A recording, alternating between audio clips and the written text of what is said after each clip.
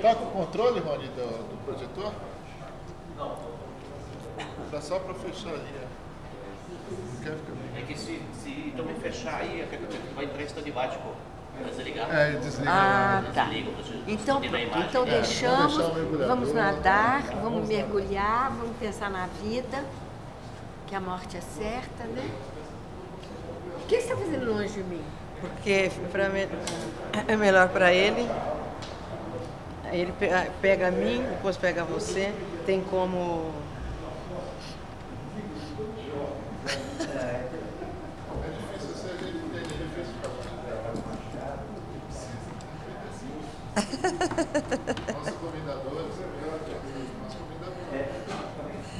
Ele tem que falar que eu sou comendadora. Você já falou? Você já falou? Mas antes de vai para a BES, você está entendendo o grau de igreja que a gente vê no começo. Podemos? Tudo bem, Gabi? Bem, boa tarde a todos. Obrigada pela presença. Até que veio gente. Mas é sempre gratificante quando a gente consegue fazer alguma coisa em prol do teatro infantil, do teatro para o jovem. Nós que lidamos há tantos anos com essa área, né, Gabi? E poder falar que nós estamos abrindo para rememorar os 70 anos do teatro para a infância e juventude no Brasil, que esses 70 anos, tanta coisa aconteceu, a dramaturgia mudou, as pessoas mudaram, os pensamentos mudaram, mas ainda tem pessoas que continuam acreditando e continuam trabalhando com afinco para que isso dure mais, muito mais tempo. Porque as crianças nascem, crescem, morrem, nascem, crescem, morrem. São 70 anos passados. A Lúcia Benedetti foi a pioneira, é essa homenagem que nós prestamos a ela, nesse instante. E nós vamos, então, uma ideia da Cibele Troiano, que está aqui. Vamos levantar questões sobre o teatro infantil e falar sobre aquelas que foram, as pessoas que foram pioneiras desde essa época. E com um único pensamento, não deixar morrer essa categoria. O jovem, a criança. Nós trabalhamos com os adultos também, mas o nosso eu, a nossa briga maior está em fazer o melhor para essa faixa etária. Então, nós hoje vamos abrir com a Gabriela Rabelo, que está aqui ao meu lado, e ela vai falar sobre a Maria Clara Machado, simplesmente outra pioneira. No Rio de Janeiro, no tablado, quem não conhece Maria Clara Machado? O que ela fez, o legado que ela deixou. Então, acho que isso vale a pena, nós estarmos aqui nessa tarde chuvosa, fria, para falar sobre o teatro infantil. Acho que só isso já é uma grande coisa e a gente não deixa morrer a esperança. Com você, Gabi.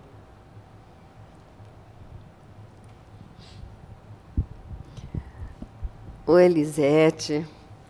Oi, amigos que estão aqui.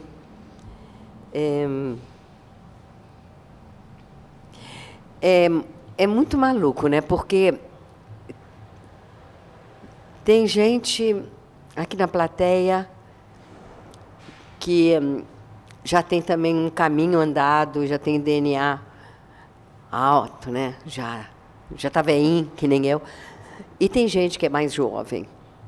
E é impressionante como ter vivido uma coisa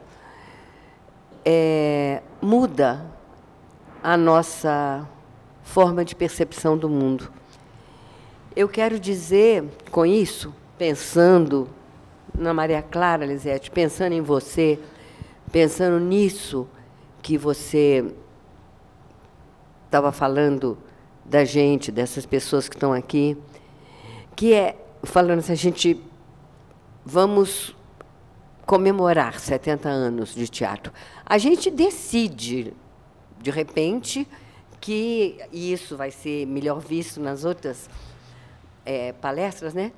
Que Maria Lúcia Benedetti começa um teatro infantil. Mas, na verdade, já existia há mais tempo tudo isso, mas a gente precisa de uma data para celebrar algumas coisas.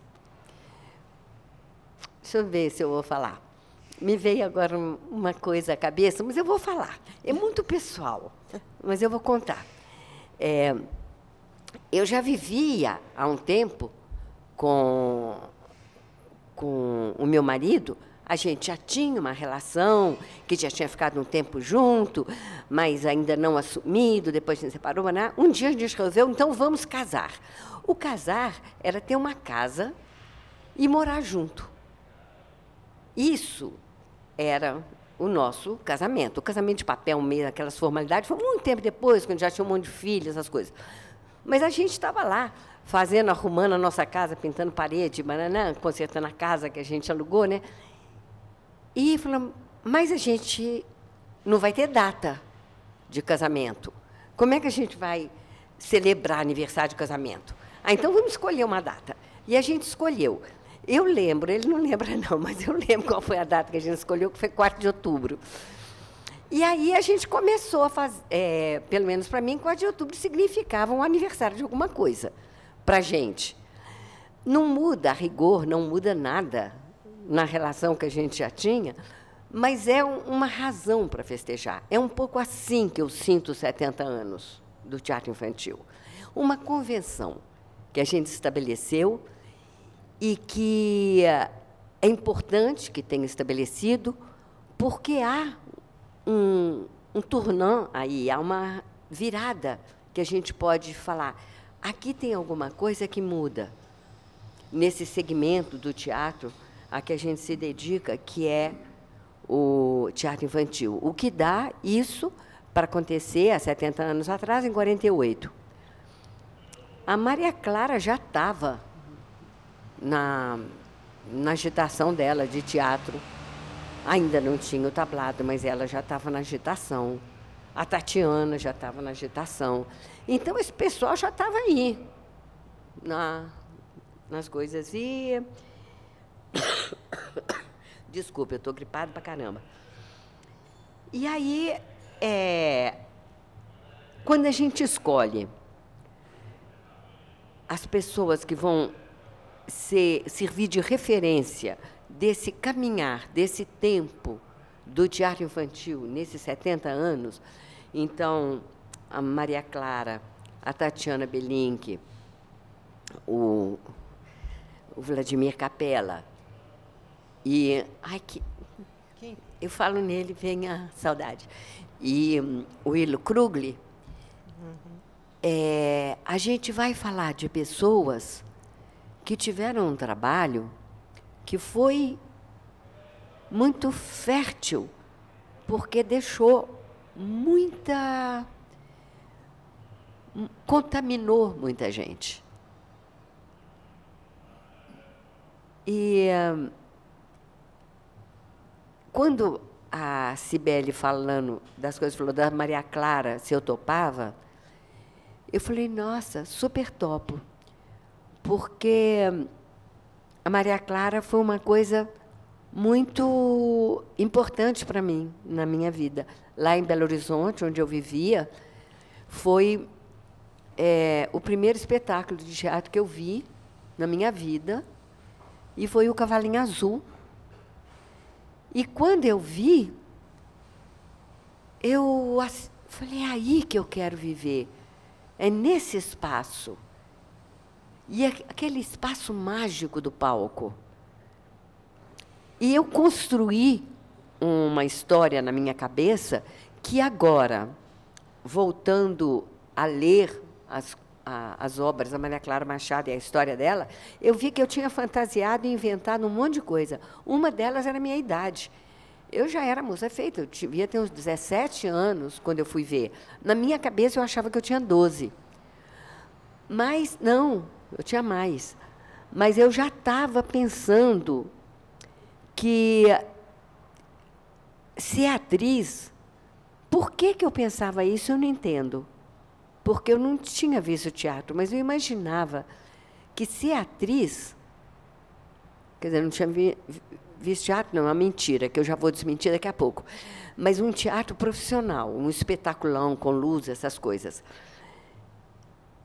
Eu já tinha uma ideia de que o universo da interpretação era um universo muito sedutor.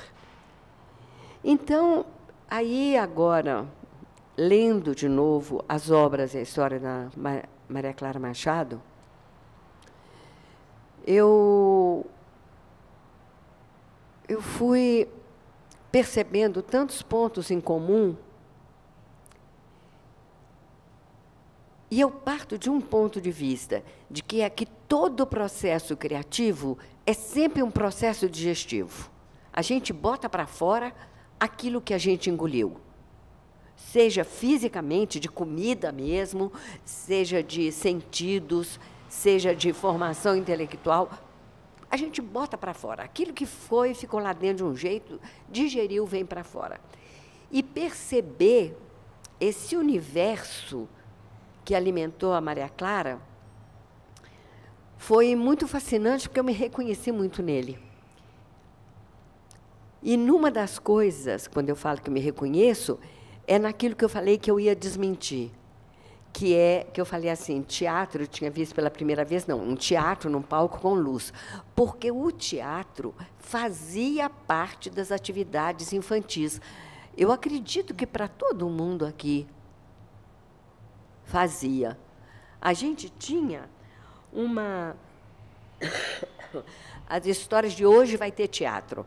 E o cortineiro era uma pessoa importantíssima, porque ali ele que segurava a ponta do lençol, que era a cortina. Se ele soltasse, a cortina despencava. Então, pode soltar, tinha que ser a hora exata.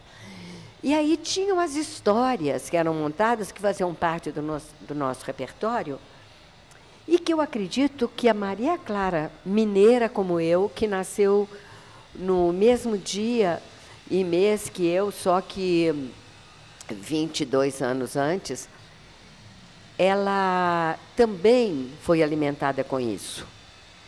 Eu não sei vocês, mas acho que cada um de nós tem essas histórias lá na cabeça. Para mim, tinha a história do pintor da boca torta. Não sei se vocês tinham. Curus, curus, quem bate a minha porta? Curus, curus, quem bate a minha porta? Sou eu, velho pintor da boca torta, que venho pintar o seu bangalô. Vocês tinham isso? Esse número? Não? Então, esse é todo, uma música inteira, que vem do pintor, acontece um monte de coisa.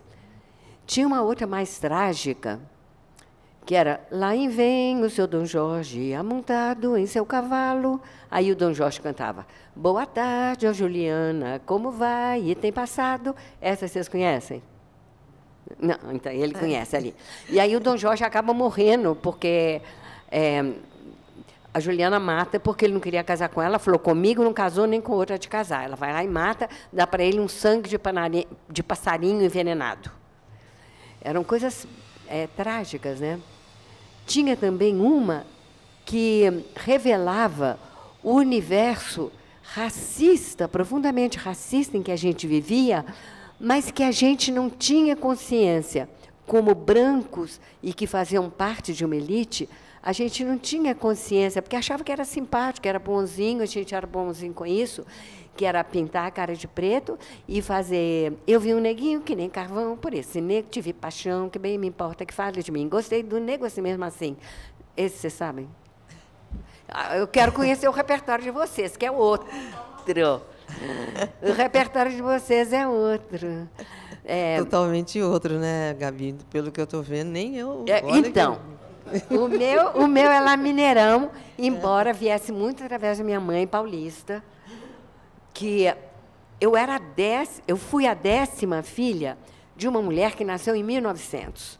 Na época, nessa época passada, as coisas duravam um tempo muito maior. Elas não eram tão voláteis como são hoje. Então, eu aprendi músicas com minha mãe, que ela aprendeu na infância dela. Então, eram músicas do século XIX. Tinha a descrição do capoeirista, que é exatamente a descrição que tem no Memórias do Sargento de Milícia. Quando eu fui ler, eu falei, olha, a música é exatamente a mesma. E eu acredito, então, que a Maria Clara teve esse universo dentro dela. Ela também é filha de mineiros, o pai, Aníbal Machado, um escritor fantástico, que escreveu Viagem aos Seios de Duília, A Morte da Porta-Estandarte, mas tantas coisas. Um escritor de pouca obra, a obra dele não é extensa, mas é muito boa. E é sobrinha da Lúcia Machado de Almeida, que escreveu O Escaravelho do Diabo, que é um livro que a gente viu na coleção Vagalume, que fez um grande sucesso, virou filme e tudo. Era a tia dela.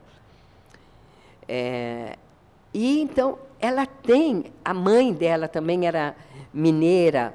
O bisavô era um judeu francês que veio para o Brasil, lá para Grão-Mogol, à procura de diamante, que isso depois vai aparecer na peça dela, que ela usa essa coisa, diamante do Grão-Mogol. Depois ele acabou não achando diamante, mas aí casou, teve filhos, barará, barará, e nessa bagunça de gente, a Maria Clara vai se encontrar com essas raízes mineiras e, com certeza, ela tem e tinha um repertório que acaba por aparecer na obra dela. Naquela coisa que eu falei do processo digestivo, isso aparece. A Pampolina aparece. Uma vez, quando ela teve que fazer um concurso lá, que teve que fazer Isso aí, depois, daqui a pouquinho, eu vou falar disso dela, quando ela vai para a França para poder estudar teatro, um professor de francês manda ela recitar uma coisa e cantar. Então, ela canta boi, boi, boi, boi da cara preta, e aí, falando, por que, numa carta, ela fala, por que você não ensinou mais coisas? Né? Mas foi o que veio na cabeça dela. Lembrei uma outra coisa boa também, mas eu vou contar. É boba, mas é porque eu penso nisso que a gente tem dentro da gente, nisso que é o nosso imaginário, que é sobre isso que eu quero falar, da importância desses autores como alimento dessa coisa tão mágica que é a nossa capacidade de inventar, de criar, de imaginar coisa. Então, isso aí vai ser uma piadinha, mas eu vou falar. É um amigo meu, na época da ditadura. Ele era envolvido numa organização política, teve que sair do Brasil. Depois teve um encontro na China de pessoas de diversos países que estavam lá, todos muito sérios, falando da situação dos movimentos revolucionários em seu país. Eu vou contar o milagre sem contar o santo. Ele foi professor aqui, um professor bem conhecido, mas aí ele estava lá, e então todo mundo, cada país, cantava o seu hino revolucionário. E aí ia chegando para ele em pânico, porque ele não lhe ocorria nenhum hino revolucionário brasileiro. E quando chegou para ele, bem sisudo, bem composto, ele cantou: mamãe, eu quero, mamãe, eu quero, mamãe, eu quero mamar. E foi o nosso hino revolucionário na China nesse encontro. Isso, o que eu quero dizer é que sempre, de uma forma ou de outra, a gente vai botar para fora as coisas de que a gente se alimenta. Então, Maria Clara, ela dizia que o que foi importante na vida dela, 2 fatores são importantes e vão aparecer ao longo da obra dela: o amor à natureza e a morte da mãe. eu não sei se a história dela é bem conhecida ou se eu pensei em lembrar, porque eu acho que não é bem conhecida a história dela, não, né? Então, eu vou contar. Eu acho que não. Ela... Ou, pelo menos na sua grande maioria. Para outros lá no Rio de Janeiro, ou estudiosos, então a história dela é muitíssimo conhecida. Aliás, ela é uma pessoa, né, que foi muito importante, então várias pessoas estudaram a obra dela, inclusive, né? Tem bastante trabalho acadêmico em cima. Mas ela fala desse amor à natureza num livro que é um tesouro, que chama Eu e o Teatro. Ela fala do amor, ela lembra um monte de fatos e de histórias que ela viveu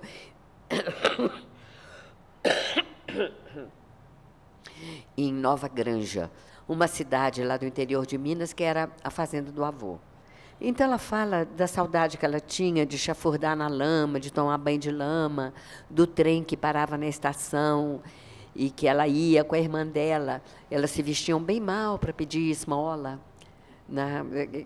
Ninguém dava, mas elas adoravam fazer isso. E mais um monte de outras coisas que ela conta da velha Nica, que era uma mulher que não usava calcinha e levantava a saia assim para fazer xixi, mas que contava histórias fantásticas, fantásticas, e elas ficavam ali ouvindo as histórias tradicionais que essa mulher contava. E um moleiro também, que tinha uma bolota na cabeça, que contava histórias de lobisomem terríveis. Então, e tinha também a tia Lúcia Machado de Almeida, que contava histórias também. Então, essas histórias tradicionais que depois ela vai pegar e fazer com uma aproximação não de acordo com a forma como ela nos chegou através da tradição, mas ela sempre vai pegar uma coisa e tentar botar uma outra possibilidade de ver aquela situação. Isso, ao longo da vida dela, ela adaptou um monte de peças, Gata Borralheira, Chapeuzinho Vermelho, um monte. E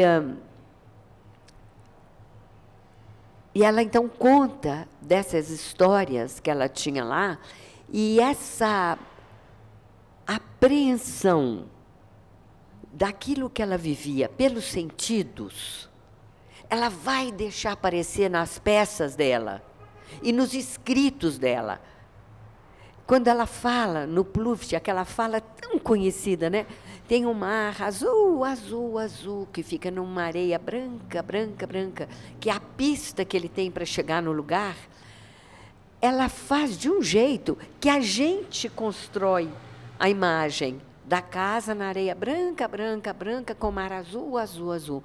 E uma série de outras peças, mas em quase todas, eu diria, sempre aparece esse recurso sensual da natureza, essa forma de viver a natureza, que para ela foi muito marcante. E a mãe dela, a história dela, o pai e a mãe tinham se casado, e a mãe teve uma filha atrás da outra, tinha 5 Marias, era Maria... eu vou lembrar agora, Maria Silvia, Maria Tadeu, Maria Clara, eram só Marias, todas eram Marias, as 5.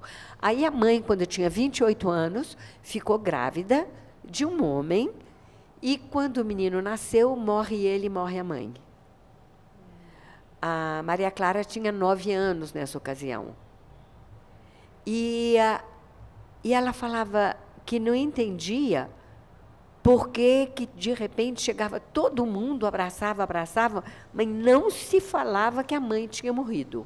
Não se falava que tinha tido enterro. As pessoas chegavam, abraçavam, e ficava aquele silêncio. E ela, um tempo depois, ela conta, eu vou achar aqui, ela conta um diálogo que ela tem com a irmã nessa ocasião. Ela fala para a mãe, para a irmã, uma hora que as duas estão sentadinhas, né? Ela fala para a irmã, eu sei de uma coisa. E a irmã falou assim, eu também sei. Aí a Maria Clara falou, são coisas do céu. A irmã falou, é. A mamãe foi para lá. É. E acabou. Não se falava mais. Vestiam luto sem falar no enterro. Era uma coisa que, uma forma estranha de falar como é que podia enfrentar essa dor, né? Então, ela fala, foram necessários 20 anos de análise e muitas peças, muitas obras para eu conseguir trabalhar isso. E é verdade que em peças que ela escreve, tem uma figura que é recorrente, que é a figura do ladrão. É sempre uma pessoa que está querendo roubar alguma coisa. Isso vai aparecer no Pluft, vai aparecer no Cavalinho Azul, vai aparecer no Camalinha Malfácil, vai aparecer acho que em quase todas. Não me ocorre nenhuma de peça para criança que isso não apareça. Não me ocorre. Então, é sempre alguma coisa que é roubada. E também essa a ideia da perda, disso que está sendo ameaçado, ela vai trabalhando na vida dela ao longo desse tempo. E, bom, aí a Maria Clara... Tudo bem, gente? A Maria Clara resolve, lá pelas tantas... a família mineiríssima muda para o Rio. E ela vira carioca da gema. Nossa, super carioca, apaixonada pelo mar, vai primeiro morar na Gávea, depois vai para Copacabana. Eu falei, aí nunca mais me separei do mar. Ela é uma apaixonada pelo mar. O pai dela não casou mais? O Aníbal? Tem o resto do babado. O pai dela se casa com a cunhada, que na época da morte da irmã, que tinha 28, ela tinha 17. É a Selma, a cunhada que tinha ido para lá porque os pais, os avós, tinham morrido. Então, essa cunhada vai morar lá com a irmã e ver os meninos nascerem. Então, para Maria Clara, era quase uma irmã. Uhum. A diferença eram 8 anos. E ela tem uma menina que recebe o nome de Araci, que é o nome da mãe. Quer dizer, a tia, né? Ele casou com a irmã da mãe, né? Com a tia dela. E ela que cria, então, ela já era uma pessoa próxima da irmãzinha mais nova. Então, fica meio como uma mãe muito jovem. Mas ela assume e se torna uma grande companheira do Aníbal Machado, que tinha, como ele era um homem voltado a receber, eles tinham numa casa que eles acabam tendo na Visconde de Pirajá, era uma casa que era frequentada pelo Manuel Bandeira, pelo Carlos Drummond de Andrade, pelo Portinari, pelo Oswald, pela Pagu, pelos atores que vinham de fora, na época da guerra, vinha aquele monte de gente, né, faturar uma grana aqui. Ou falei de um jeito feio. Eles vêm aqui mostrar o seu trabalho. Graças a Deus que eles vieram, porque era muita coisa linda. Mas é que eu tenho tanto pavor da guerra que eu fui irônica indevidamente. Então, ela, nesse ambiente que a Maria Clara cresceu. O Portinari é um amigo muito próximo e com quem ela vai conviver muito tempo, com a família dele. Então, ela tinha todo um ambiente que favorecia uma cultura de elite. Elas vão estudar numa escola de freira. Não sei se quem aqui já estudou em escola de freira. Tem uma vítima ali, outra que vos fala. Você também? Eu não. Não. Era um rigor, gente, porque isso mudou. Vocês que são mais jovens, vocês não entendem o que era o rigor do controle de comportamento que era feito sobre as alunas.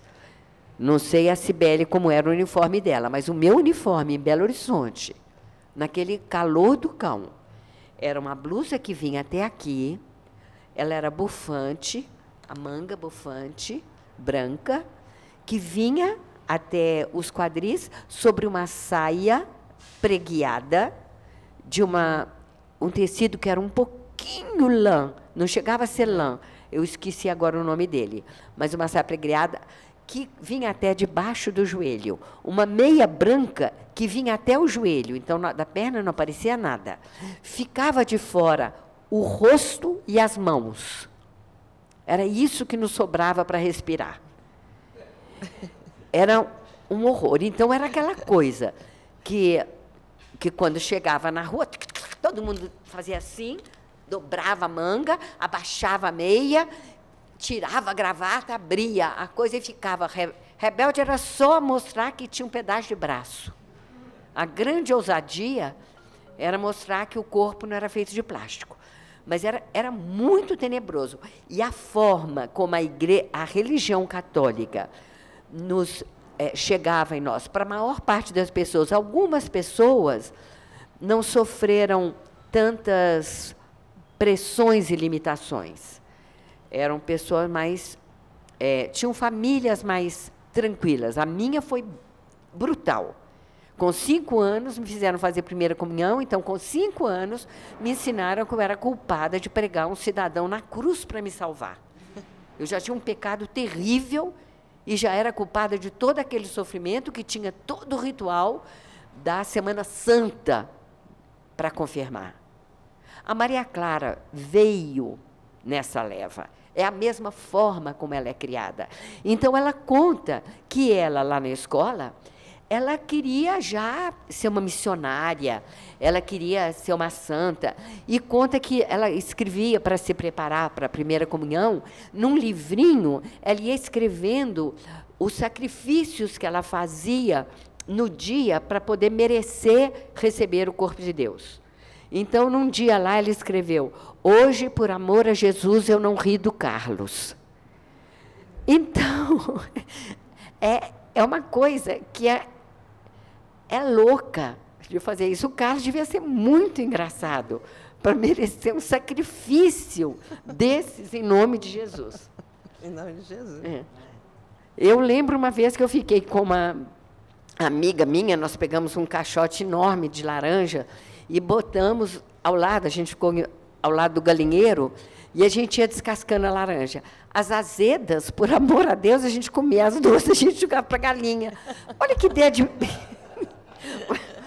Existe coisa mais besta do que isso, da ideia de amor a Deus, achar que amar a Deus é sofrer. É muita culpa demais. E a Maria Clara, eu estou fazendo, vocês estão percebendo que eu estou fazendo uma aproximação toda projetiva, né? Mas é porque houve identificação.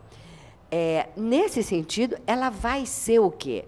Além de querer ser uma pessoa, uma missionária que mereça, sem culpa, o amor de Jesus, ela vai ser bandeirante.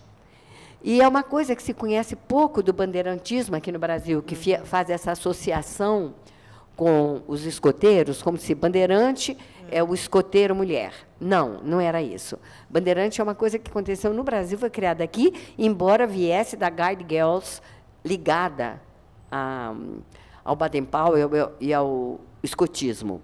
Mas aqui veio de um outro jeito, que era uma mulher que falou assim: precisamos fazer com que as mulheres estejam preparadas para assumir melhor seu papel na sociedade.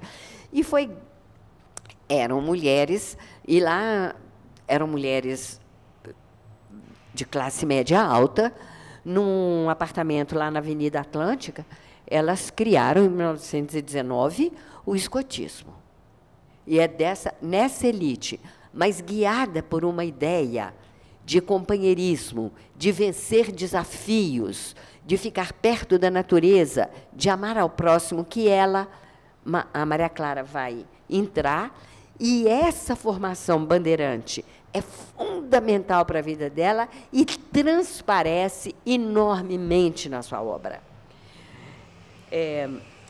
Só para ter uma ideia, as bandeirantes tinham algumas promessas. Prometo, sob a minha palavra de honra, que farei o melhor possível para ser leal a Deus e à minha pátria, ajudar o próximo em todas as ocasiões e obedecer ao Código Bandeirante.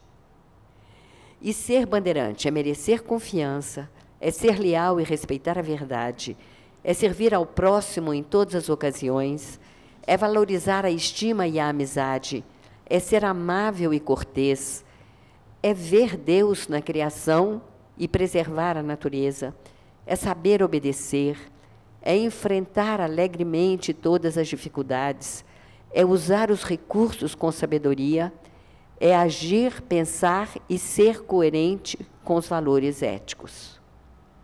Esse é o decálogo bandeirante que ela assume e que ela fica praticando. E ela adorava, porque tinha as histórias dos acampamentos e tinham desafios fantásticos, como que era de nadar em coisa que tinha lama, atravessar correnteza, subir num mastro de 30 metros, coisas que, para ela, eram fascinantes, que ela adorava, ela era muito cheia de vigor físico, e ela adorava isso. E aí, deixa eu andar mais depressinha, aí ela vai para os Estados Unidos uma primeira vez como bandeirante. Ela vai, essa primeira separação dos pais, ela vai em 41, ela tem 19 para 20 anos, ou 20 já feito, não me lembro agora, já tinha 20. Ela vai para lá, vai cortar o cordão. É decisivo para ela o que ela vive nessa viagem. E ela vai também definindo a vida dela de teatro. Porque, com as bandeirantes, ela começa a fazer teatro. E a fazer teatro de boneco. Porque eles tinham uma parte de recreação, lá nos acampamentos, então tem os encontros para armar, depois tem uma parte de recreação, onde tinha representação e palhaçada. E ela adorava a palhaçada. E ela adorava fazer teatro de boneco. Ela começa aí a sua vida de teatro.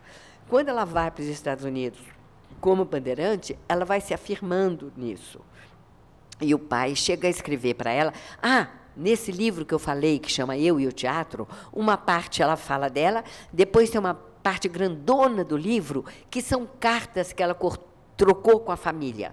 Então, tem as cartas dela para o pai e as cartas do pai para ela. E são cartas fantásticas, fantásticas, em que a gente vai vendo a habilidade que ela tem para conseguir ficar um pouquinho mais, ela consegue seduzir o pai, e as coisas que ela vai descobrindo, vai descobrindo e que ela vai se definindo qual o caminho que ela quer se dar. Nessa época, ela fica muito tempo com a família do Portinari. Quando ele estava lá, ela vai para Washington, fica com eles, quando ele estava construindo os painéis, Baraná. Então, imagina o que era. Devia ser um barato. Está numa riqueza, casa, né? Que chega um Portinari falando de como que tinha sido o dia dele, o que era que ele tinha encontrado de empecilhos ou de glórias na criação. Porque a pessoa chega em casa e vai falar. Eu imagino, eu viajei, né? E eu falei, nossa, que inveja.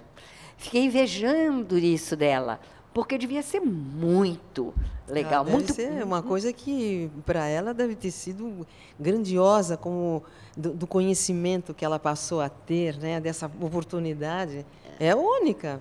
Nossa, nos Estados Unidos, Portinari, ele fazendo aquele trabalho que até hoje é reconhecido. Nossa.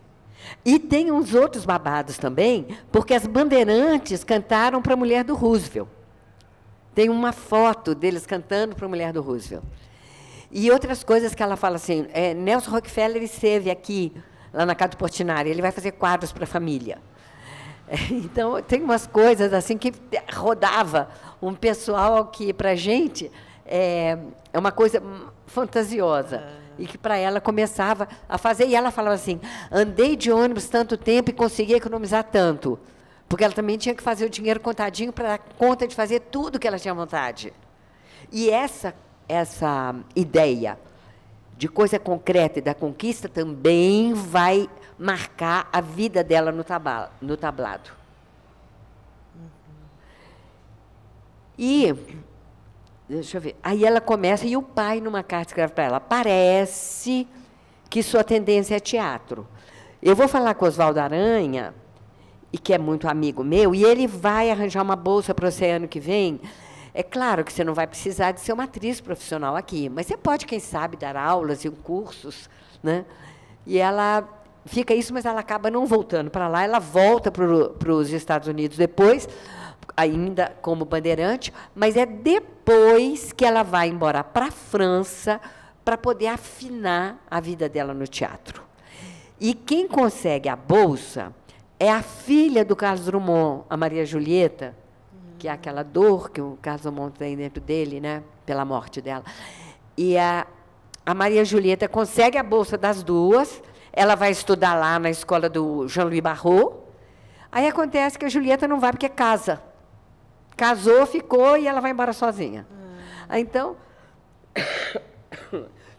ela vai, e toda a correspondência que ela troca com os pais é fantástico, quando ela vai contando com detalhes tudo que ela vai aprendendo. Eu vou procurar aqui o calendário das aulas. Tá chato, gente? É porque eu fiquei apaixonada por ela. E aí, pode ser que eu estou assim, estou que nem esse pessoal na rua com Bíblia. Mas você está descobrindo coisas que a gente não conhecia da Maria Clara, né? A gente sabe que ela foi uma grande escritora, que fez o que fez no Rio de Janeiro, mas essas coisas mais próximas, mais dela, como pessoa, com a família e tudo, a gente não conhece. Ah, que isso bom. É uma maravilha. E isso tudo transparece na obra dela. Fica marcado. Uhum. Ela escreve assim, o meu horário, né? Tem uma coisa que ela escrevia assim, que eu falei do sentido dela, da natureza, do amor que ela tinha, né? É uma fala que é... Outro dia, fez um dia tão lindo, eu vi folhas nascendo numa árvore que mora aqui na frente. Senti cheiro de primavera, de calor e manga curta. Tive vontade de chorar.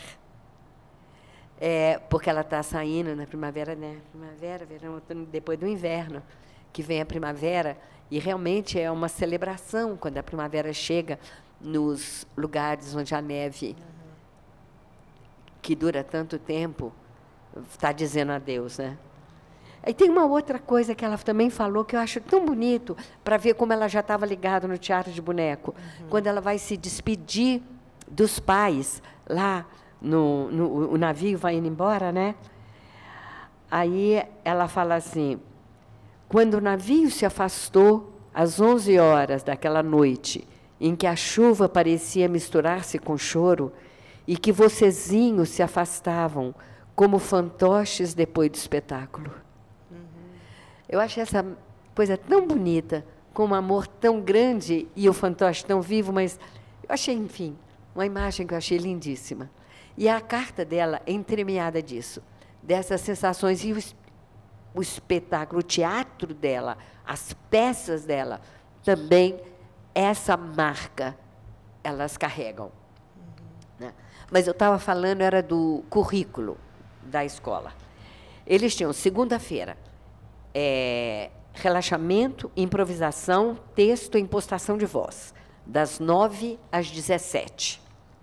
Na terça, improvisação e cena, das 9 às 12h30.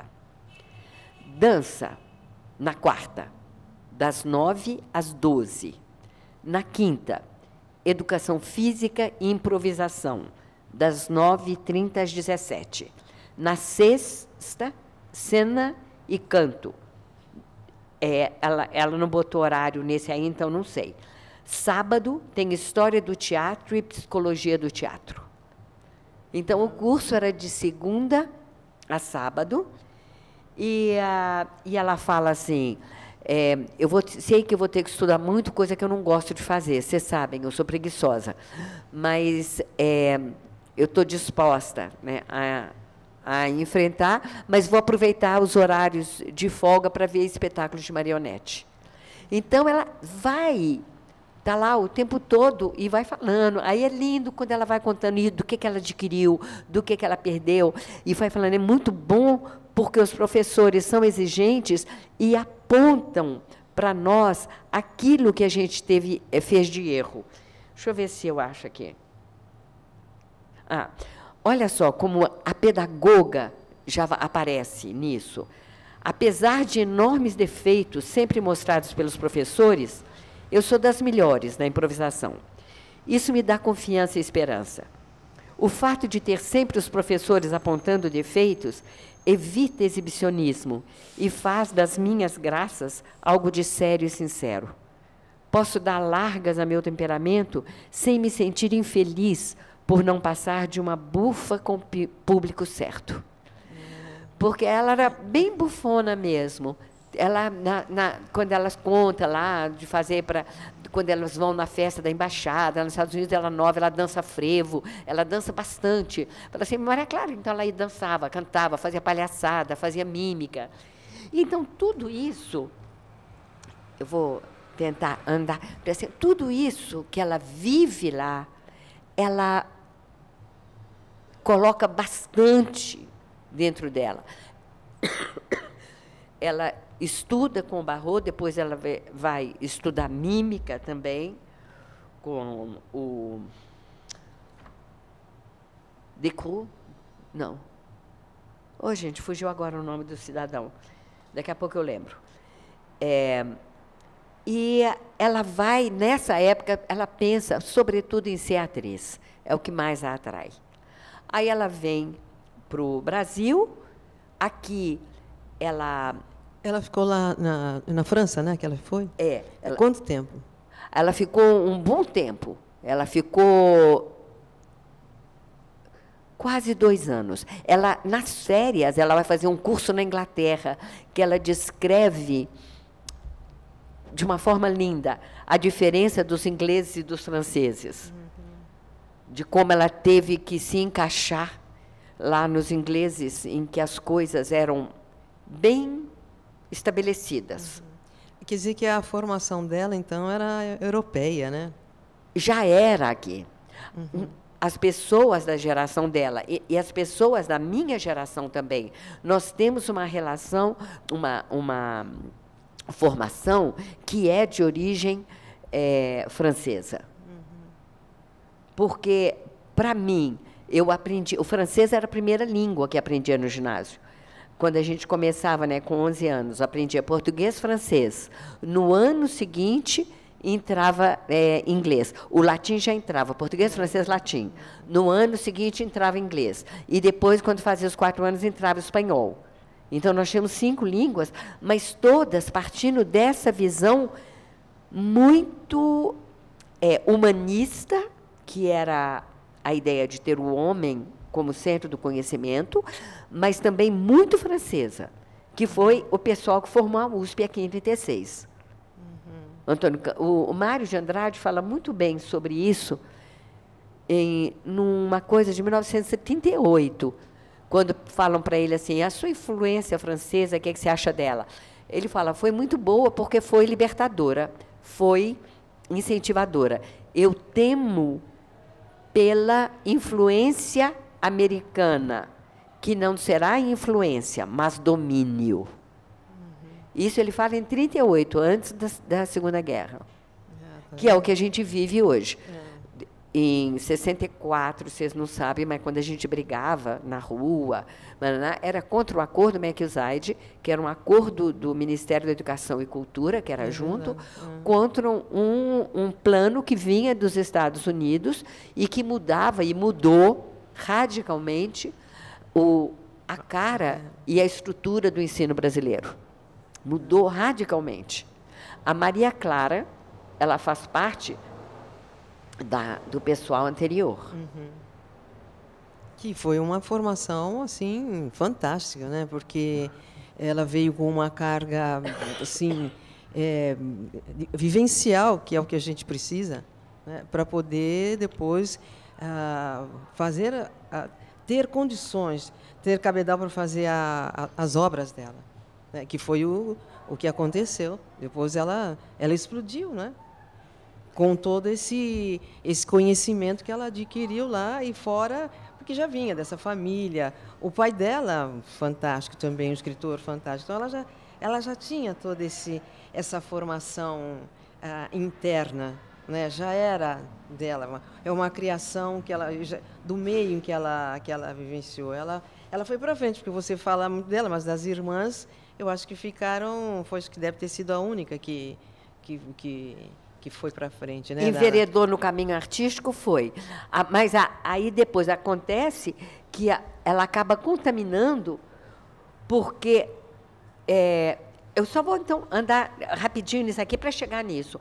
Porque ela volta para o Brasil, aí o Sade Cabral chama ela para falar, vem cá me substituir, porque eu vou fazer um trabalho, vou ficar fora, vem me substituir num curso de improvisação do Serviço Nacional de Teatro. Ela vai e acaba ficando lá. Enfim, ela acaba chegando para o Brasil e desandando com o trabalho dela.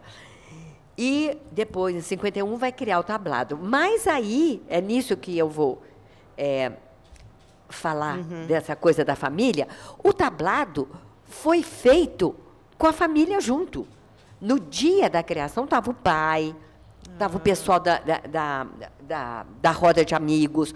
Ela conseguiu um espaço no patronato, que era ligado a uma organização que ela, como bandeirante, tinha feito o trabalho. Ela tem uma coisa, muita história dela, gente, que é fantástica. Ela vai se formar como enfermeira para poder fazer trabalho de guerra, um monte de coisa assim, que é muito legal. Mas ela acaba fazendo um tablado, é uma coisa familiar. Porque todo mundo tinha que vir costurar, todo mundo tinha que vir pintar, todo mundo tinha que vir pregar prego. E muitas das coisas que teve uma época, antes ainda, quando ela era novinha, que ela começou a dar certo no teatro de boneco, para ganhar um troco, ela começou a fazer animação em festa e aniversário, e o pessoal que estava com ela ia lá para a casa dela, todo mundo pintando, fazendo as coisas. Então, ela vai e começa com esse trabalho dela. Primeiro, ela vai trabalhar como atriz. Ela vai fazer O Tempo e os Cônoes e uma série de coisas. Ela devia ser uma bela atriz. Eu não consegui nenhum vídeo, que eu queria tanto vê-la representando. Tem um filme que foi feito, mas acho que deu em nada, que chama Ângela, que o Alberto Ruschel fez, e a Eliane também, e que deu maior... Eles saíram de lá, ela foi para o Rio Grande do Sul, ela tomou partido deles. Enfim, uma coisa toda, uma produção toda cheia de conflitos e coisas complicadas. E ela vai fazendo esse trabalho lá e começa, depois, a fazer também um teatro para crianças, depois de ter feito um tempo como atriz. Mas, embora já tenha feito muito teatro antes para criança, mas ela ainda não tinha colocado no tablado. E a maluquice toda que eu falo, que a gente bota para fora aquilo que a gente vai engolindo, é que essa formação Bandeirantes, ela vai impregnar nessa habilidade pedagógica que ela tem e que ela tinha exercido como bandeirante no trabalho assistencial que ela tinha feito. O tablado, no início, é um lugar de vanguarda, em que eles vão montar textos, eles começam lá em 51, textos que não eram habitualmente montados nos outros teatros, que eram os textos menos comerciais. Eu tenho aqui, para poder não fazer bagunça, eu tenho as datas, daqui a pouquinho eu falo, mas eles vão fazendo essas peças e depois eles começam também, em 56, a publicar os cadernos de teatro, que é uma publicação fantástica e que... eu ia trazer uns para mostrar e esqueci. Ela tinha aquela coisa de pensar, eles falam, Remember Amapá, que era o lema deles. Lembrar que lá no Amapá tem um grupo de teatro que não sabe nada, mas tem vontade de fazer teatro. Só tem o hábito dessas coisas tradicionais, das danças dramáticas, essa coisa toda, mas tem vontade de fazer teatro. Então, ela vai botar nos cadernos de teatro, ela vai ensinar como que monta, como que faz refletor, como que faz uma estrutura para boneco. É um caderno que é de textos e é também um caderno pedagógico. E isso vai durar muito, e muito, e muito, e muito tempo. É uma coisa fantástica. E disponíveis, estão lá na internet, todos, pode downloadar todos que são publicados. É fantástico, né? É maravilhoso. E, bom, aí, nessa história toda que eu estava falando, eu falei da gente botar para fora aquilo que a gente engoliu. Mas é claro que o nosso universo, o nosso metabolismo, ele não é tão estanque nem tão uniforme. A Maria Clara, politicamente, ela é uma liberal. Ela não vai nunca para uma esquerda. Mas ela vai pegar a época complicada da ditadura militar. Nessa época, ela vai ter um embaque. E aí o teatro dela passa a ser considerado um teatro reacionário.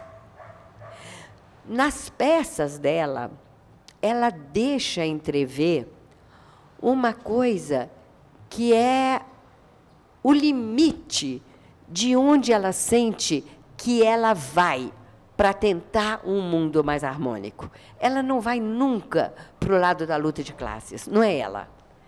Vamos lembrar que o Nelson Rodrigues, nessa época, também está lá subitando, né? É um outro que fica nesse fogo cruzado. E ela acaba escrevendo Maria Minhoca, que é uma história de um pai, o Mister, que quer que a filha case com um cara que é um militar. Mas o militar é um imbecil, ela tem paixão por um outro. Então, essa peça foi proibida, porque o militar era imbecil. E aí, para ela, deu um certo... ela dá um certo alívio para ela ter sido proibida. Porque... bom, gente... E eu lembrei muito, o tablado passa por uma grande transformação, ele é um celeiro de pessoas que foram transformadoras no teatro brasileiro, como o pessoal do Asdrubal, que saiu de lá, o Rubens Correia, Ivan Albuquerque, Cláudio Correia Castro, Germano Filho, um monte, Cláudio Abreu, um monte de gente. E acaba se tornando mais uma escola do que um grupo, embora ainda se mantenha.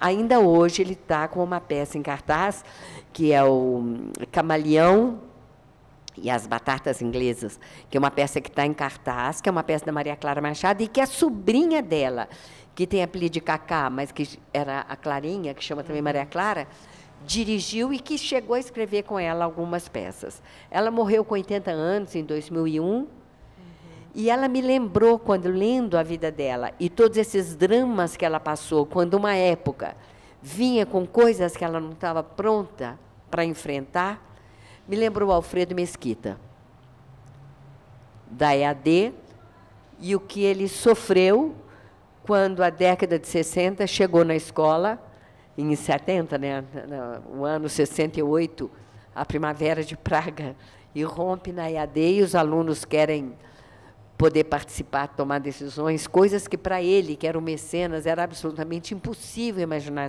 essa convivência. Para Maria Clara Machado, passar de amador para profissional foi impossível. Continuou sempre como um grupo amador, criando depois esse curso que acaba, depois de um tempo e de uma certa regularidade, dando direito a DRT, que é uma contradição, né? Mas, gente, eu vou parar, porque eu tinha preparado uma outra coisa para analisar 2 peças, mas eu já estou falando demais. Chega. Depois a gente continua.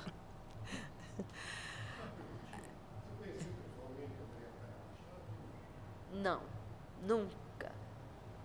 Nunca. Só a vi no palco quando foi a montagem do Cavalinho Azul, que ela foi lá falar. Eu a vi falando, mas ela não era tão apaixonante feito o Cavalinho.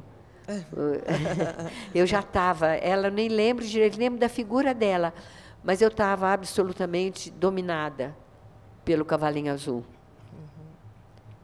Que é uma peça super controversa, que tem um monte de coisa, mas que eu gosto demais. Nesse seu depoimento, aí foi, lógico que a cabeça da gente vai indo, e vai lembrando de uma série de coisas, né?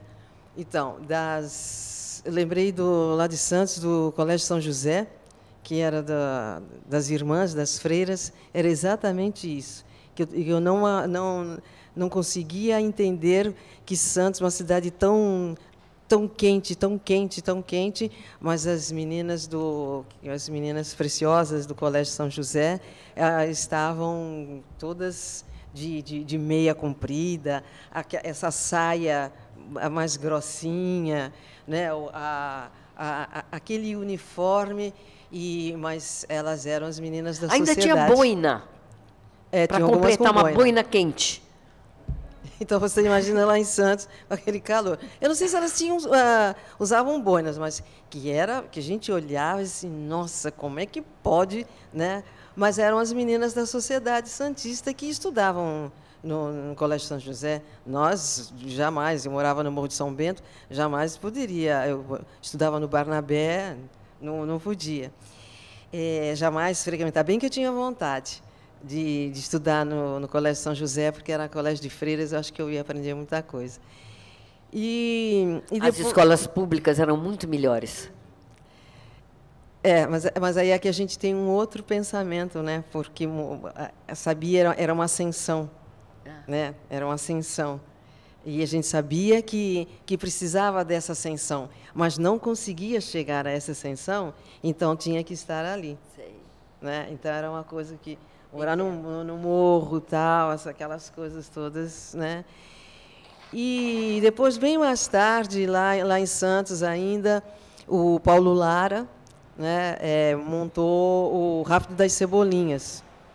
E foi um sucesso, com a música da Gilda Vandenbrand, e foi um sucesso assim imenso. Então, e quando eu vim para São Paulo, né, eu vim em 69, aí dali a 2 anos o Paulo Lara já estava aqui, porque ele trabalhava na Folha de São Paulo, né, na Folha da Tarde, que era o jornal que tinha da Folha de São Paulo. E aí ele resolveu montar o Rápido das Cebolinhas. E então ele convidou a minha Cleide Queiroz. Então eu fazia o Maneco e a Cleide fazia a Lúcia. Nossa, e nós fizemos no Teatro Anchieta. E foi um sucesso. Então, aí um dia nós estávamos fazendo o espetáculo, era de manhã, para as escolas, né? E, de repente, a gente estava, Maneco, Lúcia, aquelas coisas todas, aquele movimento que tinha no espetáculo, né? Porque roubava, né? E aí nós olhamos para a plateia, era um silêncio, o barulho era no palco, a plateia estava silenciosa. Quando nós olhamos, as crianças estavam dormindo, porque era muito cedo, elas eram pequenas. E elas estavam dormindo e disse, nossa, e agora? Como é que a gente faz? Vamos continuar fazendo espetáculo. As crianças estão dormindo e elas estavam caidinhas. E nós não sabíamos, terminou, né? Mas mas teve uma vez que, conversando com a Tatiana, então, ela disse assim, não é porque a criança já tenha tem uma explosão assim que demonstre que ela, ou que ela esteja dormindo, que ela não está entendendo. A criança entende, sim. Ela olha, ela pode até cochilar, mas ela está entendendo. Então, nós ficamos mais felizes com isso, né? Então, acho que foi o único texto da Maria Clara Machado que eu trabalhei, e foi bacana, foi legal. Foi lá o Paulo Lara tinha todo um capricho, né, para fazer o espetáculo infantil, e foi o Paulo Lara que me deu essa possibilidade, né, de entender o que é fazer teatro para criança, né, através do Rápido das Cebolinhas. Então, foi ele que me levou, a minha Cleide, para esse conhecimento. Então, foi a partir daí que eu comecei a entender melhor o teatro infantil e a ter essa comunhão que eu tenho até hoje, né, com o teatro para criança. E então ele me explicou muitas coisas que talvez a Maria Clara Machado também tenha dito para todas as pessoas que chegavam para ela. O que é esse fazer teatro infantil? O que é? Porque o importante é fazer teatro para adulto. O teatro infantil é considerado menor. Naquela época, mais ainda. E aí o Paulo me ensinou que não. Uma pergunta.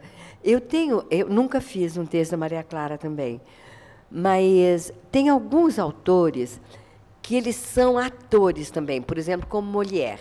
Aí você vai fazer, vem uma coisa e fala assim, gente, isso aqui é caco, botaram e funciona. A gente dá a impressão de que o texto é feito de um jeito que fica fácil para o ator. A Maria Clara, a formação dela de palhaço, ela transparece nas peças com os quiprocós todos que acontecem, né? O Rápido é uma das primeiras peças. Mas você, como atriz, o elenco, sentia esse estímulo para sair inventando coisa? Eu acho que algumas vezes, pelas situações que aconteciam, que a gente tinha que enfrentar. Mas o Paulo, ele dava uma liberdade de criação para o ator. Ele dava, mas ele ele nunca falou assim, não ponham cacos ou vocês vão além do necessário. Mas ele sempre dizia que que o texto era importante. Não, mas é assim, fazer o texto do Maria Clara, ela bota rubrica, ela escreve como diretora, né? Acontece isso, tudo cheio de detalhes, das intenções, é tudo, a mão dela, diretora, aparece ali. Mas quando tem umas gags, eu tenho a impressão que cada montagem deve... com um grupo de palhaços, ela trabalha muito com trio, né? Então, em algumas situações, eu tenho a impressão que quando você junta 3 atores bons e que trabalham, jogam bem, eu imagino que deve dar para fazer coisas deliciosas. É verdade, é verdade. Agora minha cabeça vem... Estou lembrando da Neide Duque, que fazia a vovó. Então, a Neide Duque, ela tinha uma maneira de atriz, de interpretar aquela vovó, e ela tinha um jeito, uma voz, que a gente, então, ia junto com ela, a gente também conseguia trabalhar junto com ela, a avó, nós, os netos, né? E a gente conseguia criar, inclusive, às vezes até ia além, porque depois a gente ficava falando assim, nossa, mas olha, você viu aquele momento, fez isso, fez aquilo. Então, a gente entrava com aquela coisa que a gente fala, a criatividade, né? Porque ia além sem perder o contexto do espetáculo, sem aquelas coisas que a gente, quando a gente extrapola, sem extrapolar. A gente vai ali na brincadeira, né, porque era na brincadeira, e que às vezes dava certo, às vezes não dava também, a gente experimentava, né? E o Paulo Lara deixava a gente ter essa experimentação, mas o texto, junto com o elenco, ele ajudava.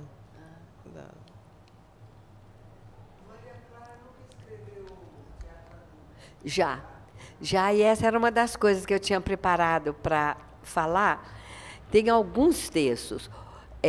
Tem um que chama As Interferências, que eu até falei para o Edinaldo, que eu acho que é uma coisa que dá para pegar agora e brincar com ele. É a história de uma família que está num motel de veraneio. Numa família, não. Tem família e outros seres humanos ali. É um monte de gente. E é muito engraçado que ela tende a não botar nomes de João, Maria, José, sabe? Tem Plufit, tem Maribel, tem o tio Gerúndio, eles têm nome, mas todos com significados muito escolhidos. Mas, por exemplo, no Cavalinho Azul, o velho, que é chamado de João de Deus, chama velho. Velho, velho, velho, velho. Pai, mãe, músico 1, músico 2, músico 3. E nas peças, e todos os cenários tendem a ser espaço aberto nas peças infantis. Na Interferência e nos Embrulhos, que é uma outra, são espaços mais fechados. Olha que doido. As Interferências, ela não é fechada, mas é um salão que dá a impressão de que é um salão terraço, mas que o que está aberto é fora, porque tem uma ideia de uma montanha. Então, é um grupo que poderia alguém, em algum momento, falar que é teatro absurdo. Eu não falaria. Na época, eu não falaria, não. Pensaria outra coisa, não classificaria nisso. O fato de não ser um convencional realistão não me levaria a chamá-lo de teatro absurdo. Mas tem um pai, a filha, uma mãe, o dono do hotel, as pessoas que estão lá, o homem. Então, essas figuras estão lá, todas com rádio de pilha, e eles vão dançar. Só que, quando dança, cada um ouve uma música. Um dança de um jeito e outro do outro, embora eles estejam juntos. Então, as coisas vão acontecendo. Tem uma mulher falando assim, a minha irmã que mora na Alemanha, ela falou, e o tempo todo a mulher que tem a mulher fala da irmã da Alemanha, o tempo todo. Esse é um chavão que ela vem, que ela vai recorrer a ele. E tem um homem que olha e vê uma montanha. E essa montanha o chama. Só que os rádios começaram, na hora que ele vê a montanha, os rádios têm uma interferência que eles deixam de transmitir. E as pessoas se perdem. Eu acho que é uma coisa que dá para ser feita hoje com celular fácil. Porque todos nós somos piradaço lá nos WhatsApp da vida. Eu acho que dá para fazer. E essa ideia de um chamado da montanha, do homem, que ele fala, não pode, se você for, você morre, é terrível. Mas ele tem isso, e tem uma filha que consegue sentir o chamado. E termina a peça, é uma peça otimista, quando normalmente as peças dela nem sempre são as mais otimistas. A filha vem para a boca de cena e olha. Sabe assim? Mas ela tem outras peças. Quer ver? Te direi aqui. Peças adultas. A Moça da Cidade, Referência, As Interferências, Os Embrulhos, Miss, Apesar de Tudo, Brasil, Um Tango Argentino.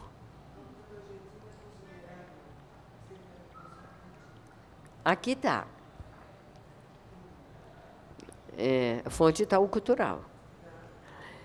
Mas... Hã? As peças adultas geralmente são curtas, né? Os Embrulhos curtíssimo. Não é tanto, não. Acho que dá. Quer dizer, a gente. É curto, mas não é curtíssimo. Ele me lembra o Novo Inquilino do Ionesco, que é mais curto. Você conhece o Novo Inquilino do Ionesco? É a história de um homem que vai fazer uma mudança, ele não fala nada. tem 2 carregadores que vão trazendo os embrulhos. Fala, aqui, ali, sempre ao redor. É o que ele vai falando, só. E tem uma concierge, uma zeladora, uma porteira que fala, porque você sabe, né? Porque a mulher fala. E ele, impávido colosso lá, quieto. E os carregadores vão trazendo e soterram o homem. Me lembra os encontros, os embrulhos.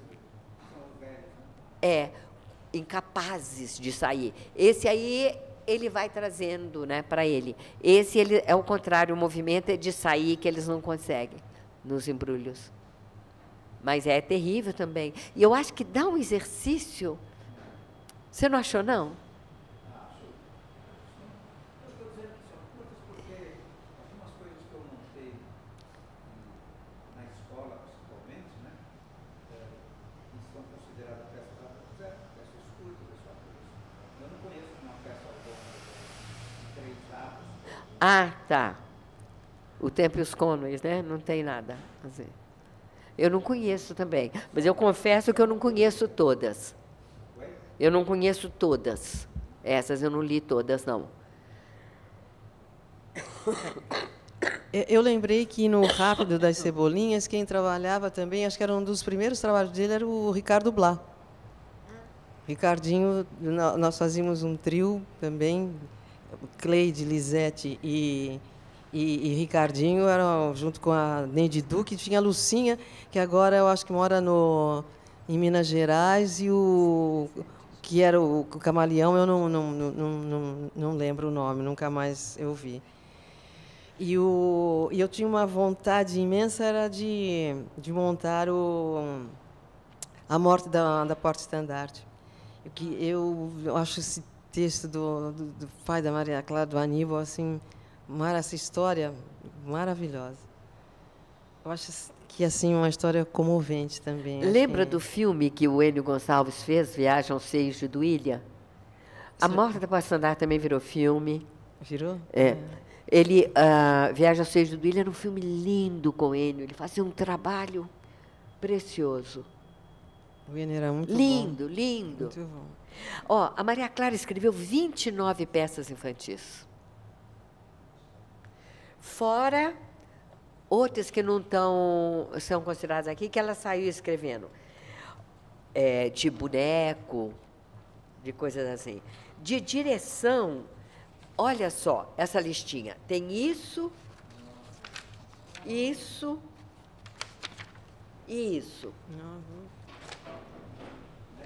Ela trabalhava. Ela já estava doente, mas ela continuava trabalhando, né?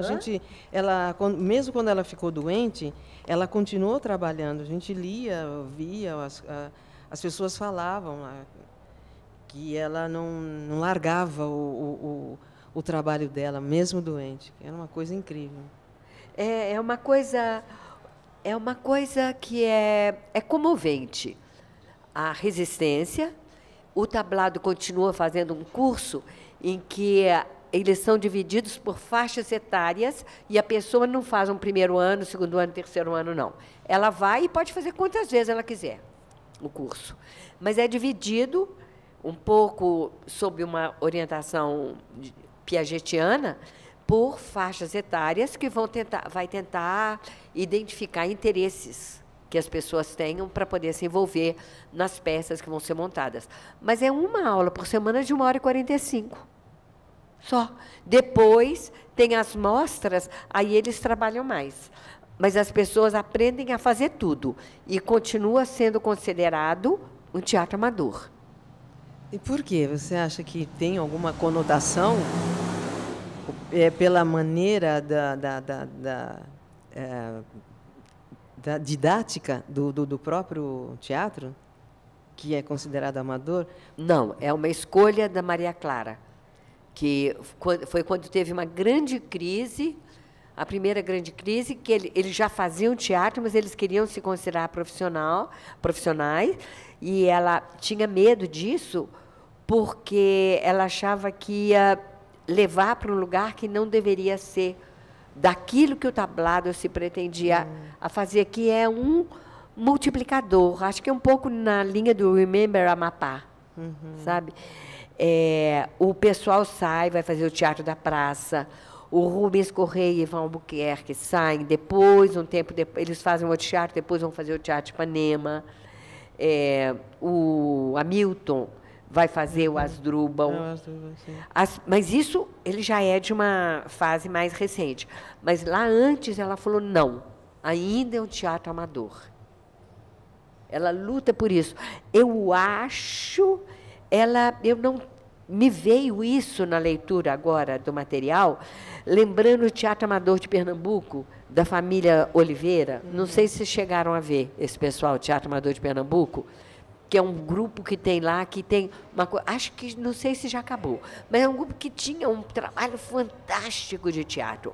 E tinha algumas cidades, alguns grupos familiares de teatro. Essa característica de que o tablado também está impregnado.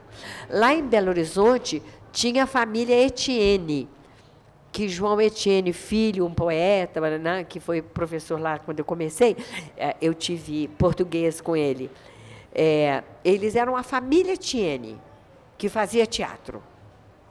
Eles eram um grupo de teatro da família, faziam um ato de Natal todo ano. Então, tinha isso, a família Etienne fazia. Eu acho que esse peso,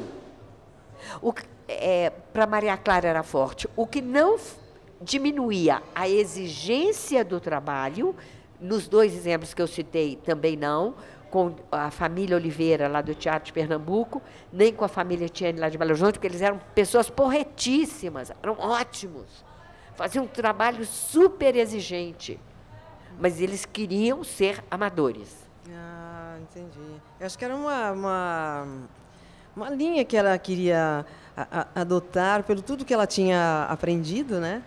E que ela achava que a essência estava ainda dentro do teatro amador. Mas talvez porque o profissionalismo implicaria em ganhos, ele traz uma discussão que é diferente da discussão artística que o teatro amador coloca. As discussões são diferentes. Entendi. São abordagens diferentes. Eu acho que não é uma limitação.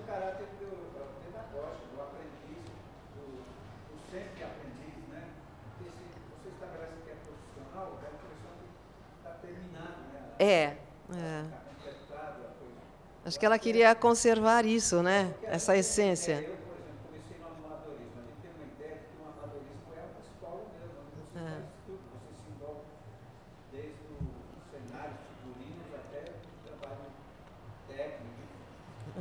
E se você dá uma pecha de profissional para coisa, dá a impressão que compartimenta, né? É verdade.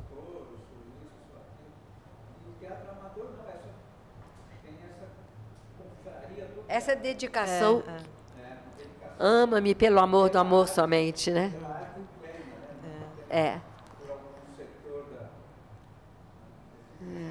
O amador sempre teve um caráter de vanguarda na minha época, na nossa época era de vanguarda, porque o teatro profissional fazia um teatro comercial com necessidade de sobrevivência até, né? E os amadores faziam por amor, como o nome amador diz, né? Faziam por gostar de fazer e não dependia do que fazia, né? Não depender do que faz tira esse caráter profissional da coisa. Tem uma fala da Maria Clara, quando ela está lá como estudante em Paris, tem um pessoal que fala assim, a gente está fazendo um documentário, não sei o que, tem que traduzir. Era um pessoal ligado à Igreja Católica e que quer fazer os documentários para poder, né, divulgar os princípios. Aí eles falaram assim, eles me procuraram e me propuseram traduzir e ser voz, fazer a narração, né? Aí ela falou, eu não sei ainda se é bom cinema, só sei que o movimento é bastante bem intencionado. Eles estão querendo elevar o nível educativo do cinema no mundo. Espero que façam isto sem detrimento da arte. E depois ela acrescenta. É lindo esse pensamento, né? Aumentar, mas sem diminuir a arte. E ela fala, depois, se for trabalho remunerado, então, é que nas alturas dos acontecimentos e na baixa dos francos, aceitarei mesmo com arte ou sem arte. Triste metal que avilta os sentimentos. Eu acho que é nesse sentido. É verdade, verdade. Você vai mostrar alguma coisa para nós? Eu queria mostrar... Obrigada. Só uma coisa, só para dar uma ideia da...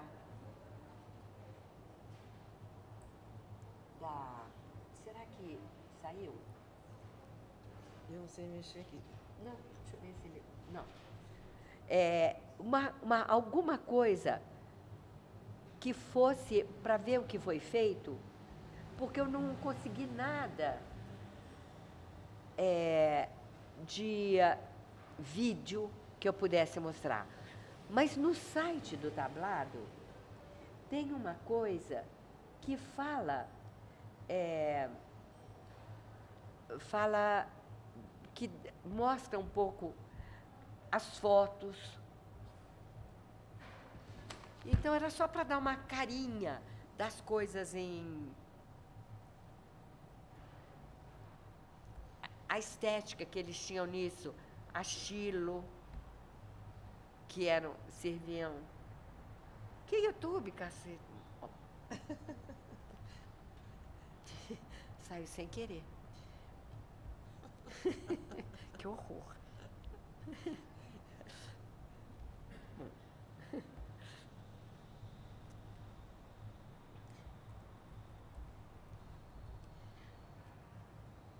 Eu achei vídeo só recente. Vocês viram lá que tem, mas eram vídeos recentes. Não era... Eu queria mostrar...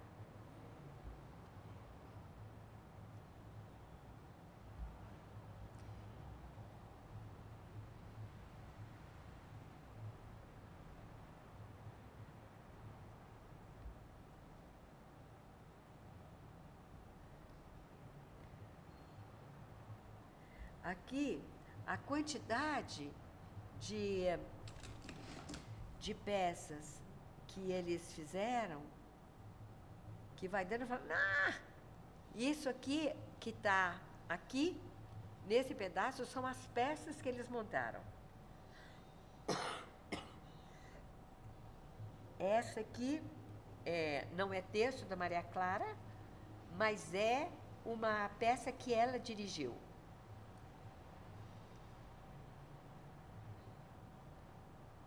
E que é um teatro, bem convencional, né? Isso aqui é a capa do programa. Em todos, deixa eu ver, olha, um que todo mundo conhece, é uma boa de Setsuan, é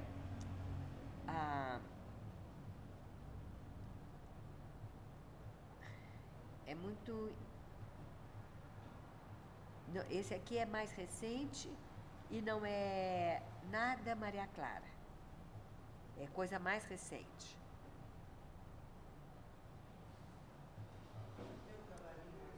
Esse aqui, hã? Tem.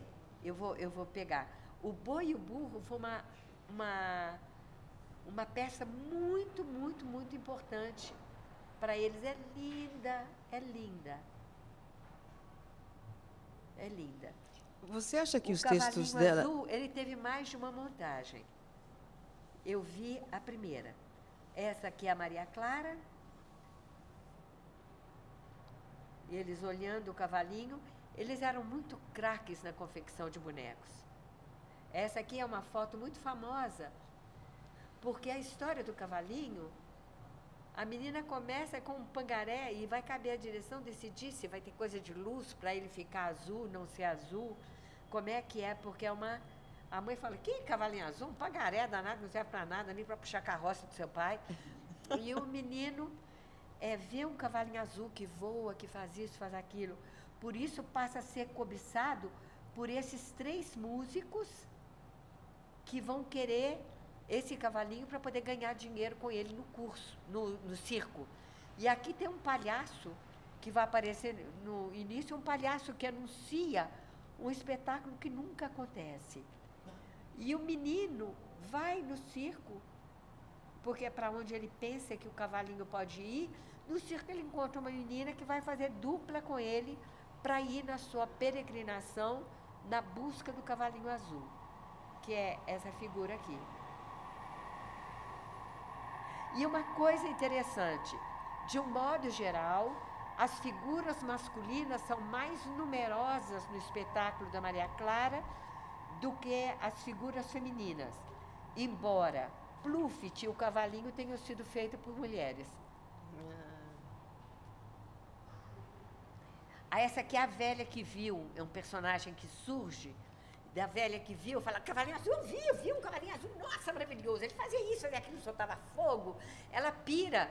Então as pessoas acham que ela viu, falam, mas será que ela viu, não viu? É toda uma ideia do menino que vai em busca do sonho. Eu não sei, vocês viram Marcelino Pão e Vinho? Uhum. Você viu? Nós Você vimos, jovem, claro. viu Marcelinho Pão? Não é de chorar?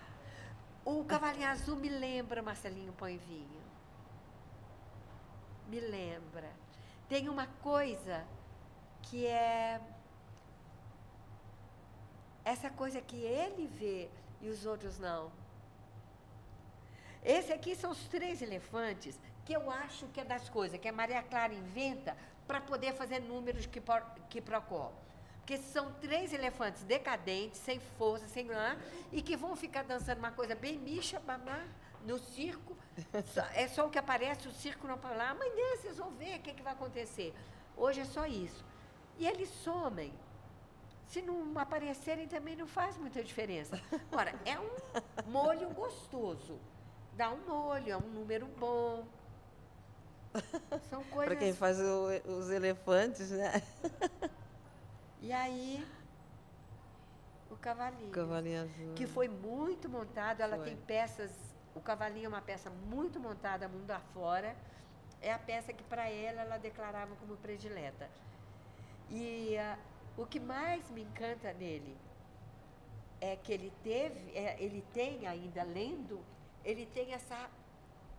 Ele tem um final que não dá para a gente definir como é que termina.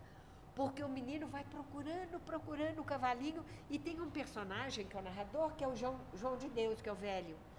E no final ele vem pedir ajuda para o João de Deus, mas ele vem já todo andrajoso, sozinho, e deita perto do João de Deus. E aí,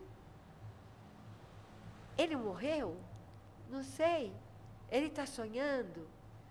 O cavalinho é esse universo que a gente tem dentro, que faz a gente andar para frente, mesmo em tempos inóspitos. Ele é cheio de sentidos, cheio de possibilidades. Eu gosto muito dessa peça. E eu vou procurar aqui o Pluft, porque também, que a gente está tendo que terminar outra vez?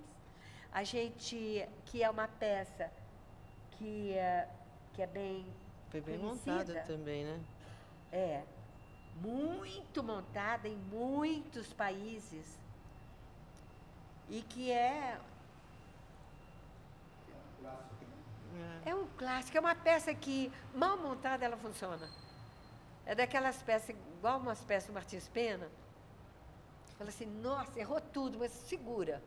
O Pluft, ele segura. Não sei se é folclore que foi o Pluft que iniciou aquele desenho do Gasparzinho. Desculpa, eu não estou ouvindo. Tem um desenho animado que é o Gasparzinho, Ah. das minhas camaradas.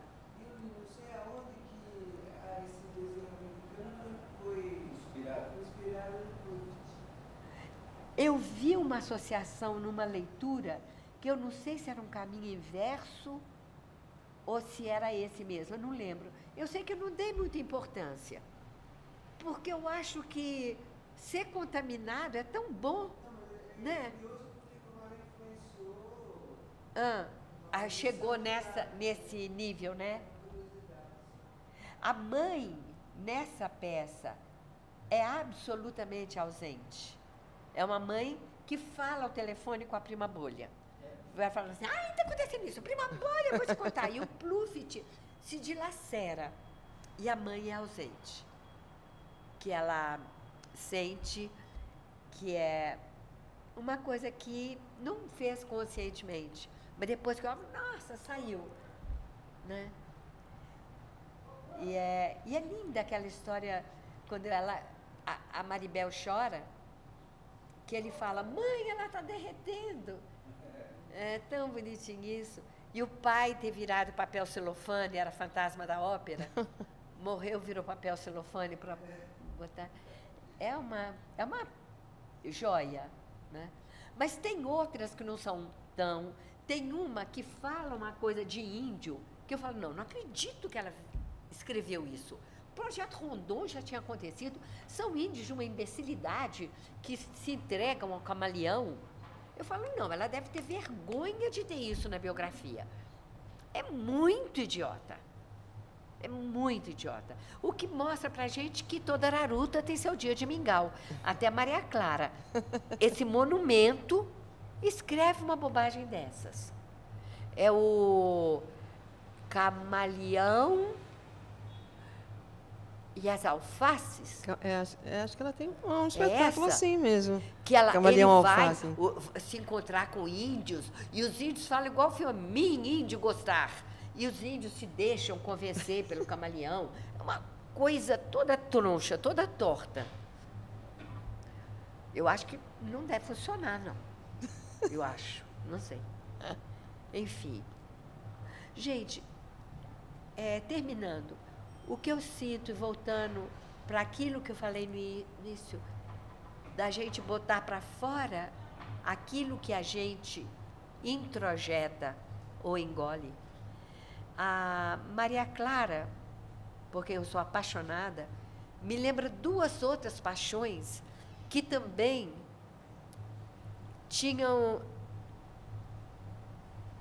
iam até um certo ponto na sua ação revolucionária artística.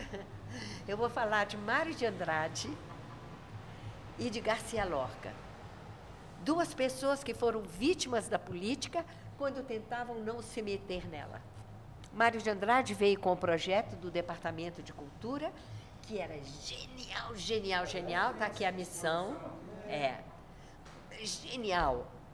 E é trucidado porque o projeto e a arte, ela é revolucionária em si. Ela traz um orgulho de si mesmo que é imbatível, é perigosa.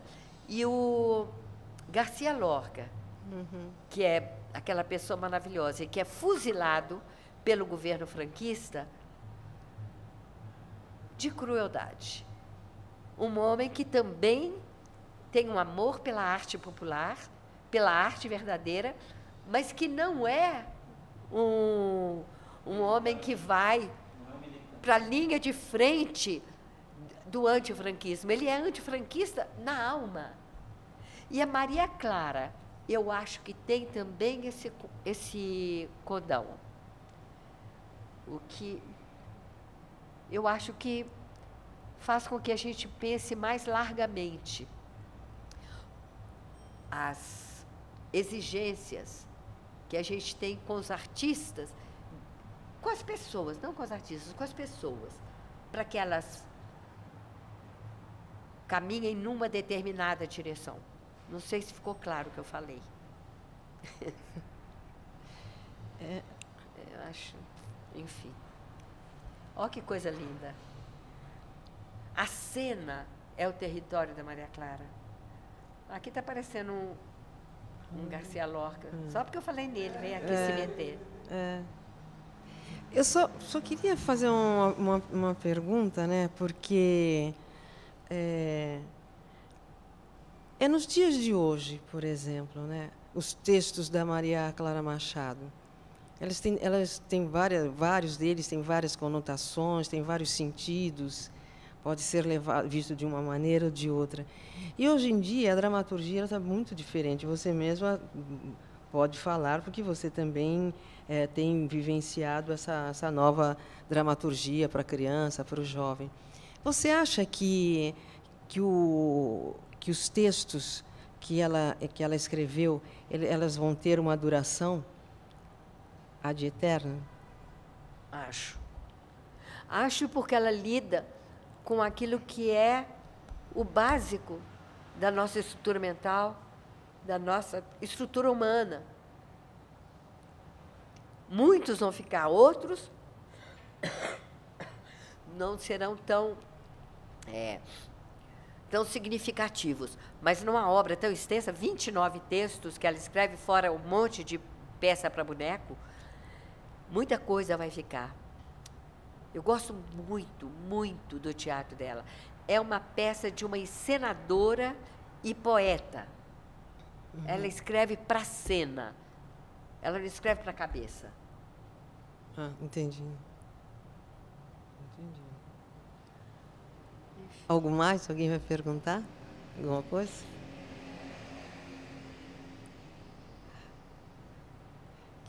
Amanhã nós temos a continuidade, né? É um teatro super teatral, né? Olha como é. Ah, tá. Eu gosto muito. Como é que a gente quebra esse ranço, preconceito que a gente tem sobre a obra dela? Você fazia teatro nos anos 90, com o texto da Gabi também, mas eu sempre tive a impressão que o texto da Maria Clara é muito passado, muito velho. E toda vez que eu penso em assistir Maria Clara Machado, eu tenho essa sensação, nem vi nada, mas eu tenho essa sensação de ser velho, de ser ultrapassado, o que me deixa afastado. Eu tenho a impressão que o público também sente isso. Como é que a gente quebra isso? Como é que pode se quebrar uma coisa dessa? Não sei se existe resposta para isso. Deixa eu te contar. Já tem um certo tempo isso. Eu ouvi uma gravação do Pluffit que o Paulo Otran fez. Era o Paulo Otran? Agora eu não sei se minha memória está me traindo e eu estou confundindo com o Pequeno Príncipe. Mas era uma gravação do Pluffit que era uma lindeza. Eu botava o disco para os meus filhos quando pequenos. Era gostoso, porque tinha aqueles disquinhos elencos e esse era um long play. E eu ouvi e vi que ele se sustenta. Lendo a obra da Maria Clara Machado, eu acho que ela se sustenta e muito. Não toda ela. Acho que uma pessoa que trabalhou tanto e publicou, que ela não foi selecionar, ela fazia e publicava. Nos cadernos de teatro tem muita coisa dela. Eu acho que deve ser má encenação, sem a ousadia de olhar o que tem de substrato mais significativo. Porque tem umas coisas que você fala assim, nossa, eu fizesse isso, cortava isso, mas a gente corta de todo mundo. Está aqui o Murilo Dias César, que acabei de dirigir um texto dele, né, Murilo? Mas que teve que sofrer corte. Ele faz, mas a pessoa que vai montar, eu fiz uns. Se fosse outra pessoa, faria outros. Então, eu acho que a Maria Clara tem uma coisa que não é ingênua, é poética. E outras coisas que eu acho assim, eu não saberia como montar. Tem coisas que eu olho e falo, não saberia. Depois falo assim, isso aqui só se o Ezio Magalhães fizesse. Sabe? Porque é uma coisa para ator que tem a manha de palco e a manha de palhaço.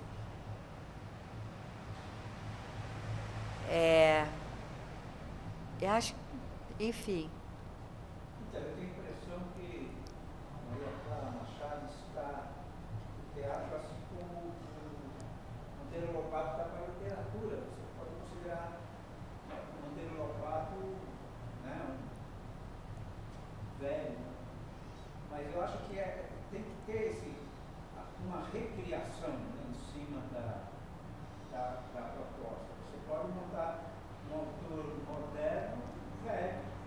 Né? Então, mas eu acho que tem essa coisa que a Gabi fala da poesia, da imaginação, né? da inspiração, né? E você tem que buscar contemporaneidade nisso também. Né? Isso não fica.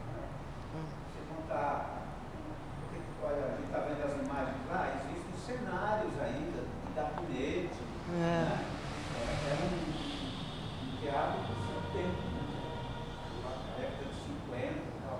Mas eu tenho a impressão que se você der uma dinâmica, uma recriação, uma contemporaneizada, eu acho que. Eu falo até sobre o texto mesmo, né? Por exemplo, a Tatiana, quando a gente pensa em Tatiana, a gente pensa em coisa muito sofisticada. Né?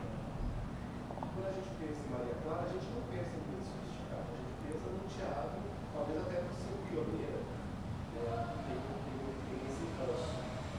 Mas eu pergunto, refletindo como público, uma reflexão como público, como eu sinto no público.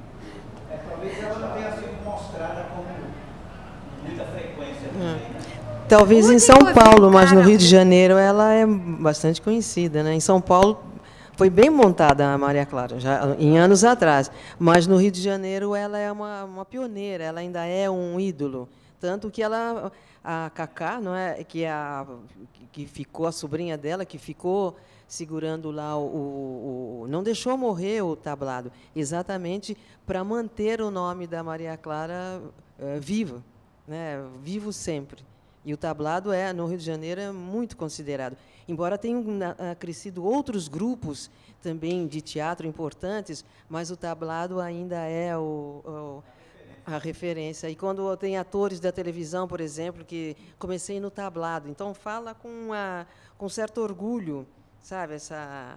Agora, na questão do texto, eu acho que tanto a Gabi tem razão, é ver mesmo essa questão da contemporaneidade nos dias de hoje. Por isso que eu perguntei se os textos dela seriam eternos, porque a gente sabe, o Monteiro Lobato também tem essa, o Monteiro Lobato foi muito montado, né? Então, eu acho que nessa procura mesmo de textos, e trazê-los para a atualidade, eu acho que vai encontrar um material muito rico dentro das obras dela. Eu acho que é uma questão de ponto de vista e de que você quer, né, fazer. Colabone queria falar? Colabone quer- Colabone. Eu queria dar uma costuradinha no que as pessoas acabaram de dizer em relação ao que você colocou, porque eu sinto que foram tentativas, muitas, de montar Maria Clara, mas ela é complexa, no certo sentido, porque ela requer uma sofisticação, eu acredito, que as pessoas ainda não conseguiram dar para Maria Clara. Talvez no Rio, sim, São Paulo, nem tanto, porque até pelo fato, como a Gabi disse, que ela se considerava amadoristicamente falando, uma amadora, e esse sentido para ela era muito importante, mas não está ali. Porque você olha as imagens que estão passando ali agora e vê as pessoas que criaram essas imagens. Você tem Calma Murtinho, Murilo, Napoleão Muniz Freire. né? Você tem Guida Viana, na adaptação dos textos, que há pouco tempo teve agora aqui no Teatro Anchieta, trazendo Agosto, um espetáculo maravilhoso. E é uma atriz da velha guarda que até hoje panfleta os seus espetáculos no metrô do Rio de Janeiro. E agora está aí sendo considerada uma das melhores atrizes aqui em São Paulo, enquanto está no Rio, né, dos prêmios que tem aqui em São Paulo, que eu tenho acompanhado. Então você olha ali, essa estética de anos 50, 60, sei lá quanto, é extremamente atual. Sabe? Porque acredito eu que Maria Clara, no fundo, tinha a exigência no próprio trabalho dela, não só na escrita, mas na montagem, né, de algo que fosse extremamente sofisticado. É uma sofisticação da época, mas é uma sofisticação que permanece. Há sofisticações que não permanecem. Outras, olha Você vê hoje Olha que lindeza essa baleia. musicais aqui em São Paulo, ou tentativas, que tem exatamente essa linguagem, talvez pela tecnologia ou sei lá o quê, a coisa se torna uma referência. Mas daí você diz assim, gente, mas Maria Clara já fez isso lá na década de 50. É verdade? É. Mas é que hoje você tem, ó. A gente tem uma cenotecnia, e está aqui a Cibele, que não me deixa mentir, que adora o Jorge, e a gente conversa muito sobre isso. O Jorge me contando. Quer dizer, a evolução dessa estética do teatro hoje, que é adulto, que é infantil, ela está assim há anos-luz. Quer dizer, nós que somos da área, às vezes eu me sinto um zero à esquerda. Meu Deus do céu, preciso abrir tantos baús e começar a rever tudo e achar tudo de novo, porque aquilo que eu uso já está ultrapassado. Mas isso é a referência. Né? A peruca que está ali agora nesse. Olha que isso aqui. É uma lindeza. Sabe? É mulher, é uma coisa incrível. Né? Uma sofisticação da época. Olha os dedos, as mãos. As maquiagens, né? Os bonecos. É quer dizer, tudo então, eu cuidado. Acho, assim, tentando ir um pouquinho naquilo que você colocou, que talvez as pessoas ainda não. Claro, você dá um grupo bom, né? Pessoa sério, que pode fazer. Por exemplo, o grupo do Edinaldo, ele não me conhece, mas eu acompanho muito o trabalho dele. O Edinaldo seria um grupo que faria lindamente Maria Clara Machado. Porque ele tem essa questão do figurino, da maquiagem, a estética do grupo dele é fantástica. Então, a Maria Clara precisa ter, alguém precisa encontrar a Maria Clara e ela precisa encontrar um grupo que abrace, que se abrace. Talvez isso ainda não aconteceu, aquele abraço de fato. Ou tiveram tentativas, muitas, né? Mas a sensação que eu tenho aqui em São Paulo é que todo mundo que vai montar Maria Clara, não, sabe, dá para fazer uma coisa muito simples, porque não é muito simples. Maria Clara exige que você tenha uma sofisticação no trabalho dela. E isso, aos olhos da criança, é extremamente importante. Eu estava pensando aqui, por exemplo, eu montei uma Maria Clara, né? E dirigi um clube, né? Eu trabalho numa escola em que o teatro faz parte da grade curricular, etc. Apesar de eu achar que eles ainda não estudam tanto teatro como eles deveriam estudar, né? Mas a gente foi buscar uma sofisticação na Maria Clara porque ela existe, sabe? É um encantamento aos olhos da criança. Não dá para você oferecer para a criança qualquer coisa. É verdade. Maria Clara nunca ofereceu, por mais simples que fosse, esse guarda-chuva, por exemplo, seria pensado no tom exato, né? E como ele abriria para encantar os olhos da criança. Esse movimento eu acho que Maria Clara faz, né? E deixa para a gente continuar fazendo, recriando, né? Buscando coisas, né? E acho que esse é o nosso papel mesmo, né? De se um dia montar Maria Clara, né? Acreditar de que Maria Clara merece uma sofisticação que não vê. Exatamente, é verdade. Que ela tinha. Ela era extremamente sofisticada. Muito. Gente, ela tem a formação dela. Ela sabia usar isso. E ontem eu estava ouvindo, é um cara, um músico e rapper francês, eu não vou lembrar o nome dele, ele é bem famoso, um negro, magrelinho, é grande, sobra braço e perna. Ele falando assim, não, eu gosto assim, não, é porque a gente faz assim, uma coisa que era de 10 anos atrás, de repente não interessa mais. Mas daqui a 10 anos ela começa a interessar de novo, porque a gente descobre. Então ele falando de como as coisas a gente vai... E eu fiquei pensando no Zé Antônio de Souza, quando fala da ressonância. Quando é que acontece essa ressonância de uma arte poderosa? Eu acho que a Maria Clara é uma arte poderosa que vai ressoar. Como e quando? Não sei. Mas é verdade. Então, eu acho que é importante a gente estar levantando essas questões, revivendo esses momentos, falando sobre Maria Clara com tanta profundidade e tendo esses depoimentos.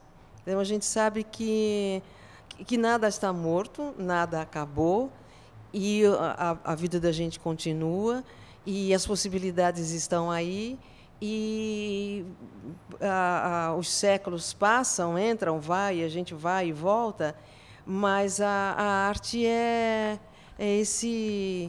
essa continuidade, ela não morre, ela se recria. E do ponto de vista de cada um, do sentimento, né, da vontade. E é por isso que nós resistimos. Isso nada mais é do que uma resistência, que a gente acredita na arte e acredita da importância de nós estarmos falando sobre tudo isso, como vamos falar amanhã sobre a Tatiana Belink, com o nosso Carlos Colaboni, porque a gente não é reviver um passado que foi nosso, que foi de tanta gente e que não morre, porque é isso que nos fomenta, é isso que nos dá vida, é isso que nos faz sentir o nosso poder de criação, o nosso poder de gostar, o nosso poder de estar vendo as coisas e de estar aprendendo. Não é? Nós aprendemos todos juntos. Então, eu muito feliz de estar fazendo esses 70 anos, tendo essa possibilidade de estar trazendo as pessoas para discutir aqui no Centro Cultural São Paulo, onde outras gerações que vão querer saber quem falou sobre Maria Clara Machado, então vai estar lá para ouvir. Estudantes, diretores, então fica no nosso arquivo todo esse depoimento de vocês, e fica para a vida toda.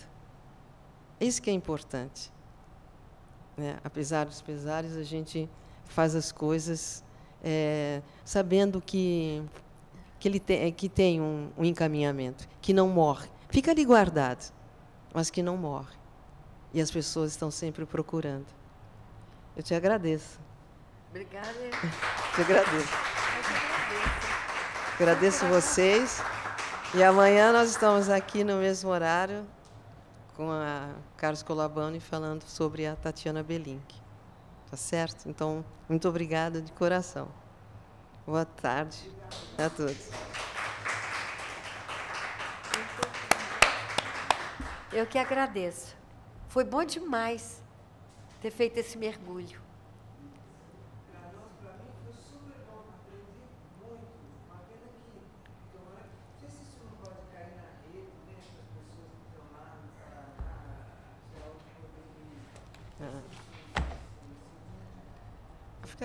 Fica guardado, né? Aí não dá. Eu tenho que correr no banheiro fazer um xixi. Vai, é para lá. Pra cá? Gente, eu tenho...